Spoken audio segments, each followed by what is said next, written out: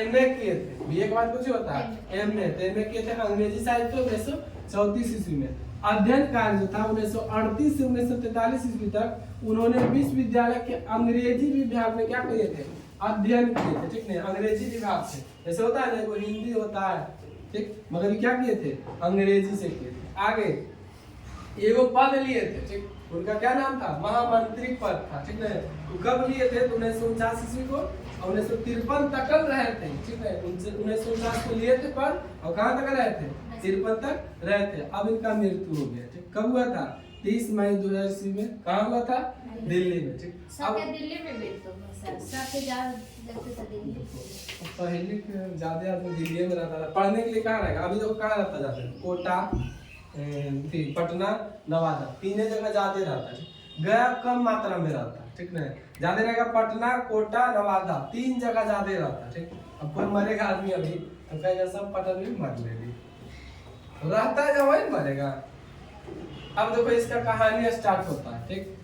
जो लोग साहित्य के युग में परिवर्तन करना चाहते हैं, जो लकीर के फकीर ने, साहित्य मतलब समझती है, मतलब अभी के जनरेशन में जो चाहता है कि हम परिवर्तन करें कुछ का। जैसे पहले के जनरेशन में माँ बाप क्या चाहता था, नहीं पढ़ाने के लिए, ठीक, कोई बाल बच्चा को पढ़ाने के लिए चाहता था, नहीं। अब देखो सब माँ बाप चाहते हैं कि नहीं हम अपने बेटा को पढ़ा लिखा क्या करें, कुछ बना दे। बेटी को भी चाहता था, पहले तो पढ़ावे लिखावे तो हमें नहीं जानता था, बस खाली अपना नाम लिखने सीख जा, बस वही ज्यादा पढ़ाया हो गया, ठीक है। तुम एमए पास कर गए एक तरह से, मगर आप सोचता कि नहीं पढ़ लिख के क्या करेगा, नौकरी लेगा, ठीक। तो वही कह रहा है, जो आदमी लकीर के फकीर नहीं है, जो रूढ़ियों तोड़कर क्रांतिकारी साहित्य रचना चाहते हैं, उनके लिए साहित्य की परंपरा का ज्ञान सबसे ज्यादा आवश्यक मानता है। जो चाहता है कि हम रूढ़ तोड़, रूढ़ मतलब समझता है तुम्हारे जो शरीर में रूढ़ है, हड्डी होता है ना, तो इसको तोड़कर क्या करना है, परिश्रम करना है। बहुत से लोग क्या करता है, पढ़े बैठेगा ना तो देखेगा ये वाला गिराएगा, गिराते हैं तुम सब कैसे, वैसे थोड़ी पढ़े बैठेगी तो पास में बैठेगी तो कहेगी नहीं एक जगह सपोर्ट चाहिए, तो सपोर्ट कैसे लगे, ऐसे झुके, फिर दीवार हो कुछ गेंदरा हो ताकि वो रहेगा तो ऐसे कर लेगी, ठीक। फिर कहेगी नहीं हुना सपोर्ट चाहिए, ये अपने रिएक्शन देता है, सिग्नल दे रहा है तुमको कि नहीं हमरा आप चाहिए, मतलब दीवार चाहिए, साफ बात। हाँ, तो तुम सोचेगा कि अरे जरी शुरू किया नहीं ये गुनाह टस्को ले डायरेक्ट हो जा, हां टसा गया, तो कहता नहीं अभी भी सपोर्ट में नहीं है, आओ इसको चल, तो डायरेक्ट तकिया लेके सूत का इससे चालू, कुछ देर के बाद ये आराम मिला, तोरो आराम दिया, तू नीचे से चल गई, यानी सूत गई, ठीक है। तो वही कहता है, जो आदमी अगर रूढ़ी तोड़ता है, यानी कि हड्डी को तोड़ना चाहता है, वो ऑटोमेटिक क्रांतिकारी कर सकता है, समझा, यानी कोई चीज कर सकता है, जो चाहेगा वो कर सकता है। अगर तुम सोचेगी कि हम रूढ़ नहीं तोड़े, ठीक है, हमको दर्द नहीं करे, तो पढ़ पाएगी कभी नहीं। तुम कहेंगे हमको ये नहीं टूटना चाहिए, पापा कहीं ला दे कुर्सी पड़ेगी, कुर्सियों पर बैठे तकिया मिलेगी, सपोर्टिंग मिलेगा, कहीं को दीवार लगा तो दीवार में लात मारेगी, यानी सपोर्टिंग ले ली, कुछ देर में आओ जैसे शरीर के नीचे कर लेगी, ओकरे पर मार लेट गई, ठीक है। तो वही कहता है इसमें कि साहित्य क्रांतिकारी करने के लिए, साहित्य की रचना चाहते हैं, उनके लिए साहित्य की परंपरा का ज्ञान सबसे ज्यादा आवश्यक मानता, उनके लिए जो ज्ञान है ज्यादा आवश्यक है। जो लकीर के फकीर है उसके लिए कोई ज्ञान नहीं, वो तो ऐसे भीख मांग सकता है, समझ गई। आगे, जो लोग समाज में बुनियादी परिवर्तन करके वर्गहीन शोषण मुक्त समाज की रचना करना चाहते हैं, वे अपने सिद्धांतों को ऐतिहासिक भौतिकवाद के नाम से पुकारते हैं। जो महत्व ऐतिहासिक भौतिकवाद के लिए इतिहास का है, वही आलोचना के लिए साहित्य की परंपरा। अब कहता है ऐसे व्यक्ति क्या करते हैं, इतिहास रचते हैं, यानी संस्कृति में क्या करते हैं, इतिहास रखते हैं या साहित्य करते हैं। अब जो लोग मेहनत नहीं करेंगे कभी इतिहास रच सकता है, कभी नहीं रचेगा। आगे, साहित्य की परंपरा का ज्ञान से ही प्रगतिशील आलोचना का विकास होता है। प्रगतिशील आलोचना के ज्ञान से साहित्य की धारा मोड़ी जा सकती है। अब उसका विकास होगा तो साहित्य की धारा जरूर मोड़ेगा, ठीक। अगर विकास होने नहीं करेगा तो साहित्य की धारा कभी नहीं मोड़ेगा, ठीक। अगर तुम घर में सुतल रहो तो तुम्हारा कभी विकास होगा, आपको तो पता चला कि तुम्हारा शरीर टूट जाएगा, दिन में सूत के उठो ना, देखो कैसा महसूस होता है, लगेगा आए एक घंटा सूते ना, तुमको कुछ नहीं बुझाएगा, तुमको टेंशन नहीं रहेगा कि हमको ये काम करना। यही तुम भोरे उठो, पढ़ के जाओ, अगर किसी को देखेगी कुछ करते तुम्हारा भी लालसा जमेगा ना, पढ़ रहा चाहे कुछ कर रहा हम अभी भूलिए रहे, तुम अपना मन जगाएगी और सुतल हो तो के तुरंत जना रहा है, तो जना रहा है। हाँ सुतल सुतल ख्वाब का सेम देखेगा, हम ट्रेन चला रहे हैं, सुतले सुतले उठेगा तो कोई ट्रेन नहीं, ठीक है। तो वही कहता है प्रगतिशील आलोचना का विकास होता है। प्रगतिशील आलोचना के ज्ञान से साहित्य की धारा मोड़ी जा सकती है और नए प्रगतिशील साहित्य का निर्माण भी किया जा सकता है। अगर हमारे पास दुख है तो सुख आ सकता है, मगर मेहनत करेंगे तब न तो आएगा कभी सुख। भगवान तो चाहता है कि सबको दुख देने, बिना दुख देने सुख कैसे आएगा? तुमको सुखे दे देगा भगवान, तो कभी कष्ट करेगा? तुम्हारे पास अगर गाड़ी है ये तो काहे खरीदेगा गाड़ी, ये है चलाएंगे, चाहे वो नहीं चलाएगा भाड़ा पर दे देगा। अगर नहीं गाड़ी है तो मेहनत करेंगे, नहीं उतना कमाएंगे तो लेंगे, ठीक है। तो वही कहता है आगे, प्रगतिशील आलोचना किन्हीं अमूर्त सिद्धांतों का संकलन नहीं करता, वह साहित्य की परंपरा का मूर्त ज्ञान, मूर्त मतलब होता है मूर्त ज्ञान है।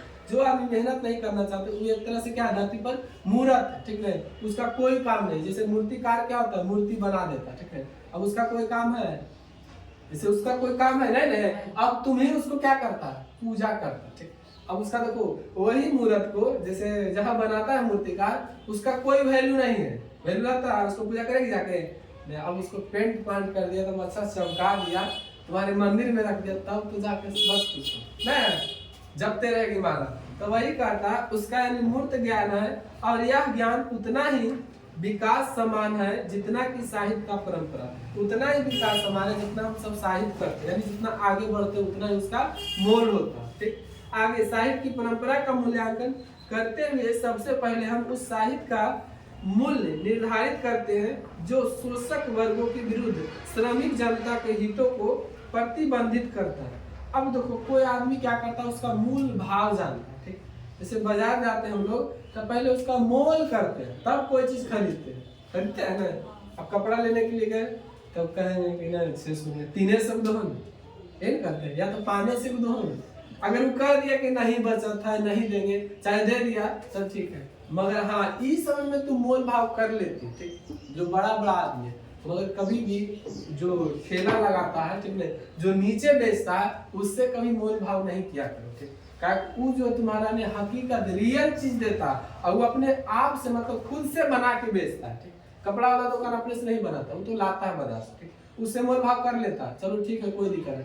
मगर जो तुम्हारा फुटपाथ पर बेचता है ना, उससे कहीं मोल भाव नहीं किया करो, क्या कि लोग किसके लिए कमा रहा है, वो पैसा के लिए कमा रहा है, वो तो भाड़े के लिए कमाते रहते हैं, ठीक नहीं। तो हम लोग क्या करते हैं, विपरीत करते हैं, जिससे मोल भाव करना चाहिए उससे नहीं करते हैं, जिससे नहीं करना चाहिए उससे मोल भाव करना चालू कर देते हैं, ठीक। इसके साथ हम उस साहित्य पर ध्यान देते हैं जिनकी रचना का आधार शोषित जनता का श्रम है, और यह देखने का प्रयत्न करते हैं कि वह वर्तमान काल में जनता के लिए कहाँ तक उपयोगी है और उनका उपयोग किस तरह हो रहा है, ठीक। अब कई बार कोई आदमी देखता भी है कि नहीं गरीब है, इसको 2 रुपया आओ देते, ठीक। जैसे कोई बड़ा आदमी है, अगर फुटपाथ पर लेने के लिए गया सब्जी, अगर वो कहते हैं 30 रुपया किलो है, तो उससे एक भाव नहीं पूछेगा कि नहीं 30 की जगह 20, तो वो तुरंत ले लेता है कि नहीं फुटपाथ पर बेच रहा है। हाँ यही अगर बाजार में अगर मॉल वगैरह बड़ा बड़ा चीज में चल जाएगा, जैसे दुकान में चल जाएगा सब्जी वाला, ओकरा में मोल भाव करेगा, काहे के लिए तू बाहर से ला करता है, बेचारा खुद मेहनत करके ले जाए और तुमको असली चीज दे रहा है, तो हम क्या कर रहे हैं, मोल भाव कर रहे हैं। तो ये करता है आदमी पर डिपेंड करता है, वह वर्तमान काल को जनता के लिए कहाँ तक उपयोगी है और उसका उपयोग किस तरह से हो सकता है। इसके अलावा जो साहित्य सीधे संपत्तिशाली वर्गों को देख रेख में रचा गया है और उनके वर्ग हितों को प्रतिबंधित करता है, उसे भी परख कर देखना चाहिए कि वह आभूषणीय दई वर्ग का साहित्य है कि नहीं। अब देखो बहुत से आदमी क्या करता है, परखता है, जैसे अगर तुम्हें किसी को दोस्त बनाया हो तो बहुत आदमी परखना नहीं चालू करता, तो उसी पर तुरंत क्या करता है, विश्वास कर लेता है। बहुत से लोग होता है तुमको परखे के लिए चाहते, अब परखेगा वो कैसे, अब सोचेगा जैसे तुमको बहुत दोस्त होता है ना, तो कहता है ना कि जी जान लगा दे, दुख सुख में सब में क्या देंगे, तुम्हारा साथ देंगे। अब वो जानबूझ के दुख करे उसका परीक्षा लेने की, ठीक। अब उसको कहेगा ना हमको जरूरत है 1000 की, तो वो सोचता है कि अगर इसको हम पैसा मिलेगा तो पता नहीं देगा कि नहीं देगा, पता लेके भाग जाएगा, ठीक। लेकिन नहीं पैसा है ये ना यार, हालांकि उसके पास है पैसा, मगर क्या चाह रहा, देने के लिए नहीं चाह रहा, मगर जो मांग रहा पैसा वो क्या ले रहा है तुमसे, परीक्षा ले रहा है कि देखते हैं तुम देता है कि नहीं। उसी से पकड़ लेता है कि नहीं दोस्ती उतना ही भर रखेंगे, मतलब कम मात्रा में रखेंगे, ठीक नहीं। अब कोई आदमी अगर परीक्षा तुमसे ले रहा है, अगर तुम दे दिया उसको तो तुम उसका दिल में समा गए, तुम जे कहेगा ना वो करेगा, तुम्हारे लिए जान तक दे सकता है, ठीक नहीं। इस तरह से होता है। जल्दी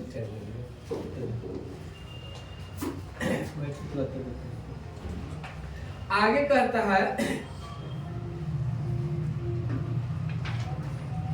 यह स्मरण रखना चाहिए कि पुरान समाज के वर्गों को रूपरेखा कभी बहुत स्पष्ट नहीं होती। यह पूंजीवादी का यथेश्रेष्ठ विकास हो गया है, वही यह संभावना होती है कि संपत्तिशाली और संपत्तिहीन वर्ग एक दूसरे के समान पूरी तरह से विरोध बनकर खड़े हो जाते हैं। ठीक, अगर हम गलत तरीका से पैसा कमाते हैं तो बहुत जल्दी चले जाते हैं, जाता है। कोई आदमी अगर चोरी करना सीखा, अगर चोरी किया तो उसका पैसा या तो कोई दूसरा चुरा लेगा, ठीक नहीं, या तो भुला जाएगा, या तो उसी का घर का कोई ले लेगा, ठीक।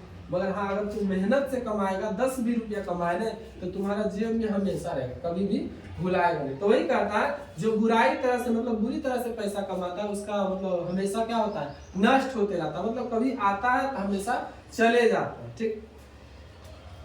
पुराने साहित्य में वर्गहित साफ ठुकराते हुए दिखाई देते हैं कि इनकी संभावना कम होती है। संभवतः कि अनेक तत्वों की तरह साहित्य में भी ऐसे तत्व होते हैं जो विरोधी वर्गों के काम में आते हैं। आग जलाकर खाना पकाना मानव सभ्यता का सामान्य तत्व बन गया। देखो आग जलाकर जो खाना बनाते हैं उसका सामान्य तत्व है, ठीक, उसको अहमियत पता है, ठीक नहीं, कि खाना कैसे बनाया जाता है, मगर जो खाता है उसको पता है। जैसे पहले की जनरेशन में हम सब का बात ले लो, हम सब खुद घर जाते थे तो आराम से निकालते थे, खाते थे। अगर कहते थे मतलब घर में बोलती थी मान लो चाहे मम्मी कितना मेहनत से खाना बना, तो अगर पूछा है करा में अरे तो झूठे का वो नाटक कर ले रहे, ये तो ऐसी बना ले घंटा में। मगर अब जब अपने पर आता तो लगता है कि बात सही था, कितना मेहनत, समझ गया। सब चीज आसान है मगर खाना बनाना बहुत हार्ड है, आसान है। तो अब जो कर रहा है उसके लिए आसान है, ठीक नहीं। अब जो नहीं किया उसके लिए क्या है, हार्ड है। जैसे हम लोग अगर कैसे हार्ड है बता रहे, जैसे तुम्हारे लिए सब तुम से नहीं बनाते हैं, जिसका मतलब घर में खाना तो रोज सोचता आज सब्जी बनाए, कल कुछ बनाएंगे, फिर सोचे परसों कुछ बनाए, अब सोच रहा हूँ एक तरह से पढ़ाई की तरह, अच्छा आज तो दिन कर ली, पता नहीं कैसे कल कटेगा, समझ गया। अब जो खाएगा उसका टेंशन है कभी कि कल को चीज हमको खाए मिलेगा, अरे जे बनेगा वो खाएगा करेंगे, सीधा सीधी। मगर बनाने लग तो टेंशन रहता है, अब बनाएगा अलगे दिमाग खराब, समझ गया। तो वही कहता है कि खाना बनाने में क्या है, बहुत कड़ाई है, यानी कड़ोर होता है, ठीक नहीं, इसकी संभावना कम होती है। आगे आग जलाकर खाना पकाना मानव सभ्यता का समान तत्व बन गया। कल कारखानों में भाप और बिजली से चलने वाली मशीनों का उपयोग समाजवादी व्यवस्था में होता है, ठीक। पहले क्या होता था, भाप से ही बिजली से क्या चलता था, कल कारखाना चलता था। अब तो एक विद्युत उपकरण हो गया, ठीक नहीं, कोई जरूरत नहीं है तुम्हारा धुआं वगैरह निकालने से, ऑटोमेटिक चल रहा है, ठीक। और पूंजीवादी व्यवस्था में भी सभ्यता का हर स्तर वर्ग युक्त नहीं होता। इसी तरह साहित्य का हर स्तर संपत्तिशील वर्गों के हितों से बंधा हुआ नहीं रहता। साहित्य की इस व्याप्तता से स्वीकार न करना वैसे ही है जैसे समाजवादी व्यवस्था में बिजली का उपयोग न करके, क्योंकि इसका आविष्कार पूंजीवादी समाज में हुआ था और उसका उपयोग भी पूंजीपतियों ने अपने हितों में किया था। अब देखो बहुत से लोग होता है जो बाप का धन पर क्या करता है, ऐश मौज नहीं करता है, मगर बहुत से लोग होते हैं बाप धन पर क्या करता है, बाप का धन पर ऐश मौज करता है। बेटी हो या बेटा हो, कोई चाहता है कि मेरा बाप के कितना भी 10 बीघा जमीन हमरा कमाने की जरूरत है, ओकरे से खोल के खेले नहीं।